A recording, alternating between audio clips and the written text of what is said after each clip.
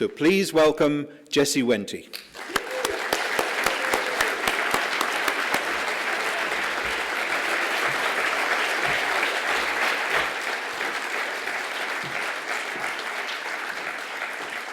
Thank you so much, Ron. Love to see a packed house. That's always great.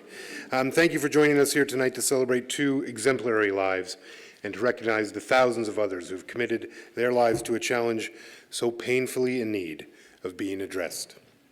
We are fortunate today that some progress is being made in addressing the injustice on which Canada is based. Former generations of our collective peoples have lived in abject distress and ignorance.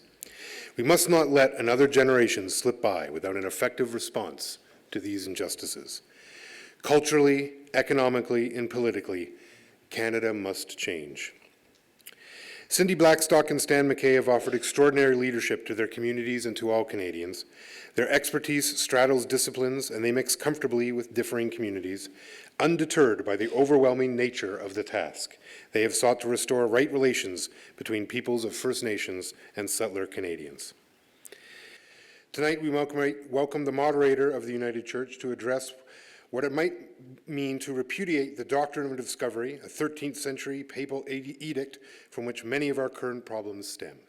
Please welcome the Right Reverend Jordan Cantwell. The doctrine of discovery is a legal framework that is based, as you heard, on centuries-old papal bulls, a number of different papal bulls that came out right around the time that Europeans were deciding they'd like to take over the world. And the sum total of those papal bulls and their implications that came together to form the doctrine of discovery essentially says that if European Christians arrive in a land and there are no other European Christians already there, then that land is essentially fair for the taking, that it's unoccupied, that whoever does live there doesn't count. They're not real people. They can be converted, they can be enslaved, or they can be eradicated. Those are the options for those folks. But the land itself belongs to the first European Christians who arrive. It belongs to their monarch. That's the doctrine of discovery. Now, that is the doctrine, that's the legal framework on which our nation of Canada was founded. That's what allows Canada to be here as Canada. What a great honor to be here with you at a time when First Nations children need you the most.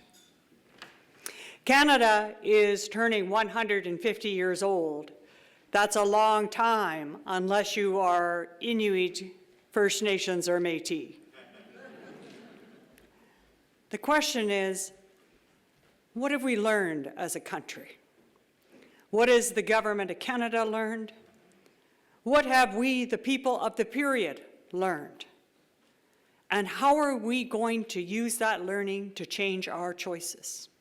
And in the first grade, my teacher in the classroom had us in rows, and I wasn't very attentive. I was looking out the window through most of the first year, trying to adjust to this classroom setting.